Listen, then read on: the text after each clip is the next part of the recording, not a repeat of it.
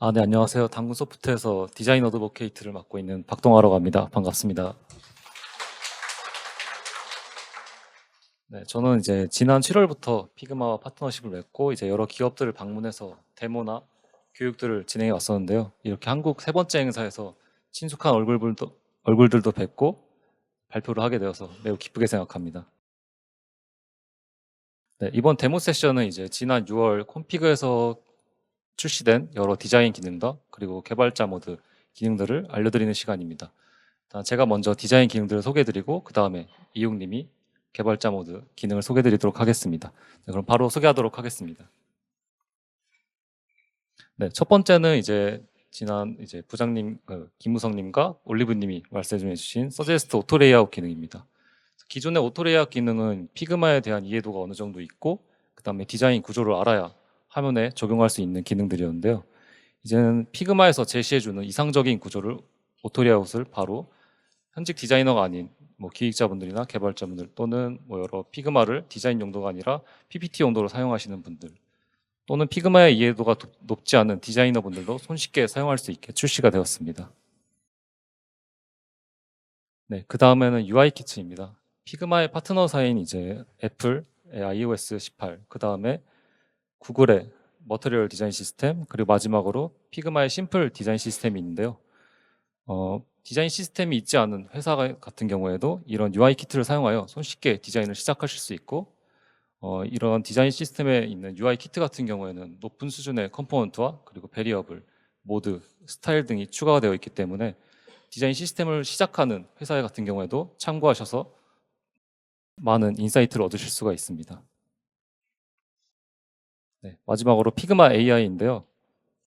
네, 이번 기능 출시를 통해서 외부 서드파티 플러그인이나 아니면 사이트에서 사용하던 AI 기능을 피그마 내에서 사용하실 수가 있습니다.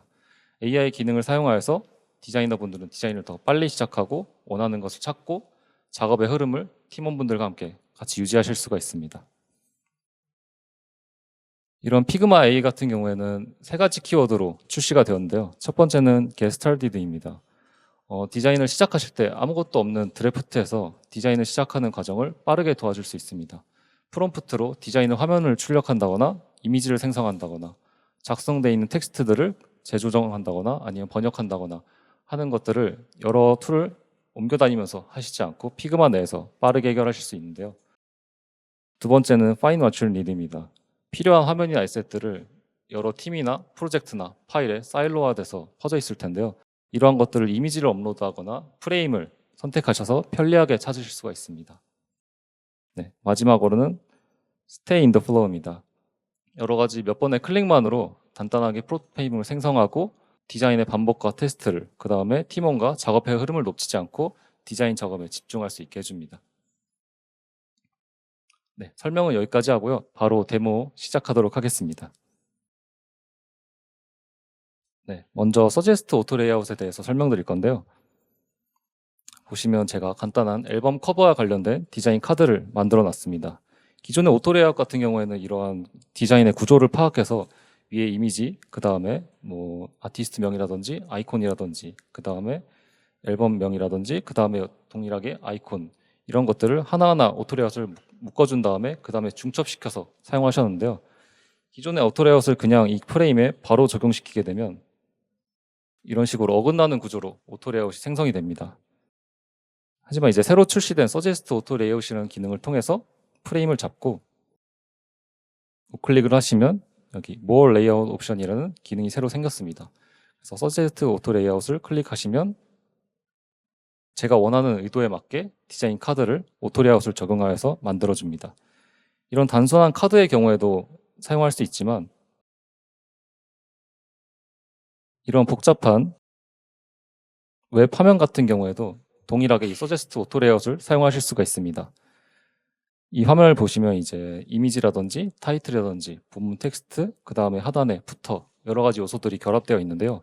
이 프레임을 잡고 동일하게 오토 레이아웃 적용했을 때 제가 원하는 구조가 아닌 단순히 배열을 해주는 기능이 적용이 되게 됩니다. 이것도 마찬가지로 제가 이 프레임을 잡고 단축키 컨트롤 시프트 A를 누르면 이런 식으로 제 의도에 맞게 하단에 부터, 그리고 상단에 GMB, 뭐 타이틀과 이미지 이런 것들을 피그마에서 생각하는 이상적인 구조로 배열해 줍니다.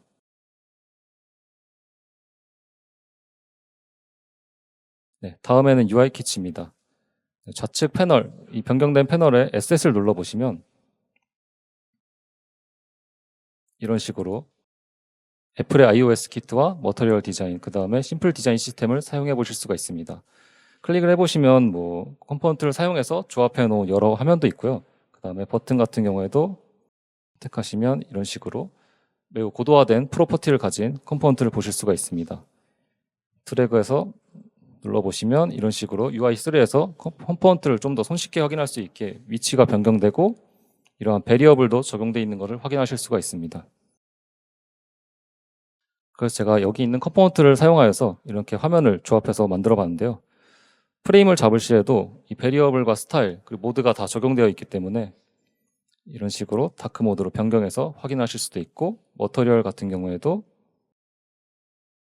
이런 식으로 와이어 프레임으로 디자인을 변경하실 수도 있습니다.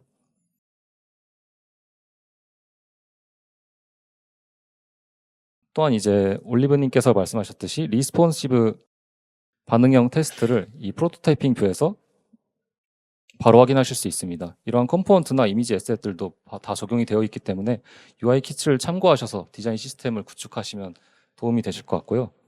이러한 이미지들도 화면의 변화에 맞춰서 동일하게 줄어들고 늘어나게 됩니다.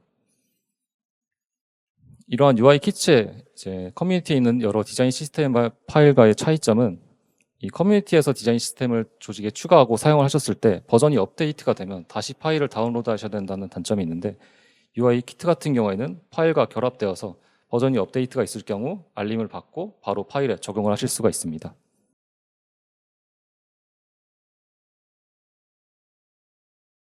네, 다음은 이제 제가 제일 좋아하는 AI 기능인데요. 보시면 화면을 레몬 케이크라는 카드 모듈을 제가 이미지로 붙여 놓았습니다. 이 이미지로 팀원분들이나 다른 동료에게 전달을 받았을 때 이 화면 에셋이 정확히 어디에 있는지 찾기가 힘드셨을 텐데요. 이제 이 이미지를 잡고 하단에 있는 패널에서 Search for Similar를 눌러서 이 이미지와 동일한 화면들이 있는 파일들을 보여줄 수 있습니다. 드래그 하시면 이런 식으로 디자인 작업되어 있는 에셋들을 바로 가져오실 수가 있습니다. 또는 파일을 눌러서 원본 파일로 이동하실 수도 있고요. 단순히 이미지와 똑같은 에셋을 찾아주는 것이 아니라 이런 같은 플로우에 있는 다른 화면들이나 비슷한 이미지의 디자인 작업들도 같이 불러오실 수가 있습니다. 또한 작업자나 공간이나 아니면 정렬 기준을 선택해서 검색하실 수도 있고요.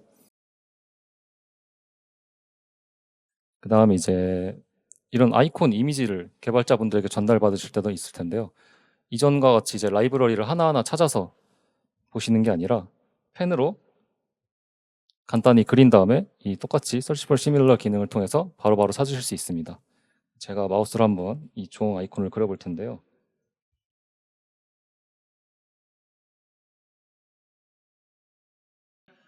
제가 한 번만 다시 그리겠습니다.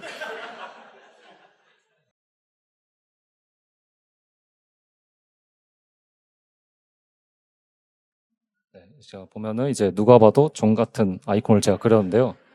이 기능을 이제 방금과 같은 똑같은 기능을 한번 실행시키면 잘 나와요. 아, 네. 동일하게 이런 컴포넌트를 너무 놀라시는 것 같은데 제가 잘 그렸기 때문에 이러한 컴포넌트들을 바로 찾으실 수가 있습니다. 그래서 당겨 보시면 이렇게 아이콘을 바로 가져오실 수도 있고요. 또는 눌러서 원본 파일을 켜서 이동하실 수도 있습니다.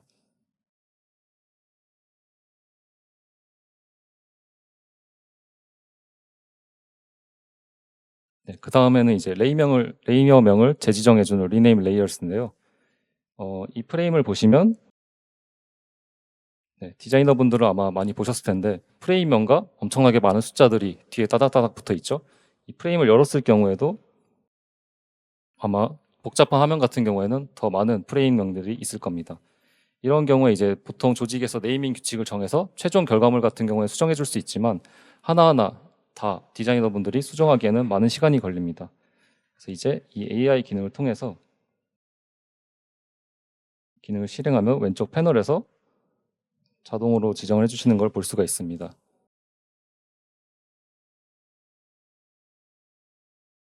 그래서 제가 이제 이 카드에는 타이틀이라고 되어 있는데, 만약에 제가 호텔 숙박 어플을 디자인해서 호텔명을 지정해 놨다 하면 그 텍스트를 인식해서 프레임명을 지정을 해줍니다. 그 다음으로 이제 리플레이스 콘텐츠라는 기능을 보여드릴 건데요. 디자이너분들이 이 동일한 텍스트 콘텐츠를 이렇게 오토레이아웃에 넣어서 복사 붙여넣기 하는 일들이 많으실 겁니다. 그 다음에 이제 이걸 좀 더 실제와 같은 디자인을 바꾸기 위해서 이 더미 데이터를 수기로 입력하거나 아니면 실제 앱을 접속해서 복사 붙여넣기 하실 때가 많을 텐데요.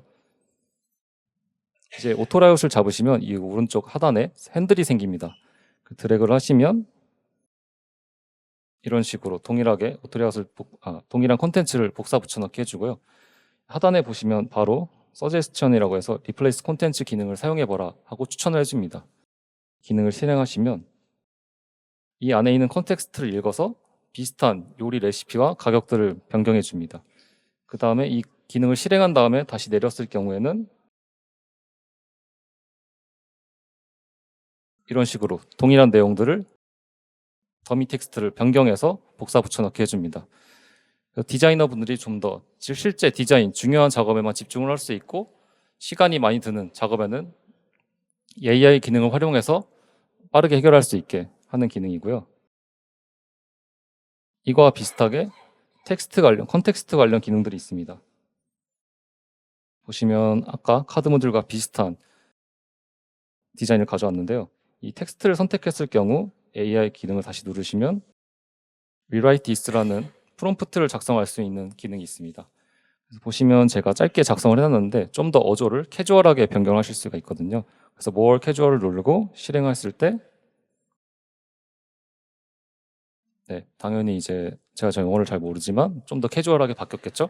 그래서 이런 식으로 작성을 다시 해줍니다. 그 다음에 이제 번역 기능이 똑같이 있는데요. 이 프롬프트 같은 경우에는 아마 한국어로 작성하시면 지금 실행이 안 되기 때문에 작성을 하신 후에 여러 가지 언어로 변경하실 수가 있습니다. Translate to라는 AI 기능을 실행하시면 여러 가지 언어들을 지원하고요. 저 같은 경우에는 일본어로 변경을 해보겠습니다. 누르시면 여러 번역기 어플이나 사이트를 왔다 갔다 하실 필요 없이 컨텍스트를 읽어서 일본어로 바로 변경을 해주시는 걸 볼 수가 있습니다. 그래서 이런 프롬프트를 사용하실 때도 영어로 사용하신 다음에 한국어로 바로 변경을 해서 사용하실 수도 있습니다. 그 동일한 이제 프롬프트를 입력해서 생성해 주는 거에는 이미지도 있는데요. 이런 이미지 프레임을 잡고 우측을 누르시면 예전에는 업로드 이미지밖에 없었지만 이제는 제너레이티브 U라는 사진을 생성할 수 있는 기능이 생겼습니다. 자, 그래서 이 카드 모듈이 펌킨파이이기 때문에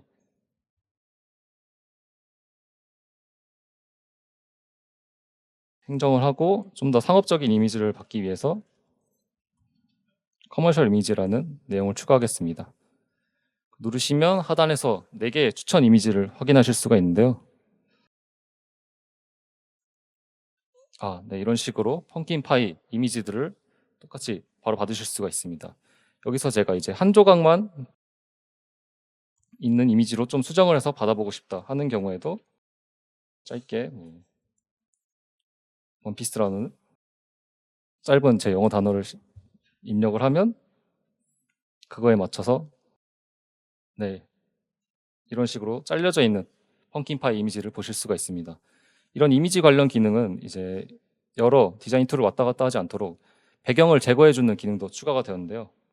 보시면 이제 톨이라는 강아지를 제가 붙여놨습니다. 귀엽게 생겼는데요. 이런 식으로 선택을 하고 제가 이전에는 플러그인이나 포토샵으로 눕기를 따서 배경을 제거를 했었는데 이런 식으로 배경 제거 AI 기능을 선택하시면 이런 식으로 깔끔하게 제작이 되는 걸 볼 수 있습니다. 그 다음에 프레임을 잡아서 배경을 추가하거나 색을 만드실 수도 있고요.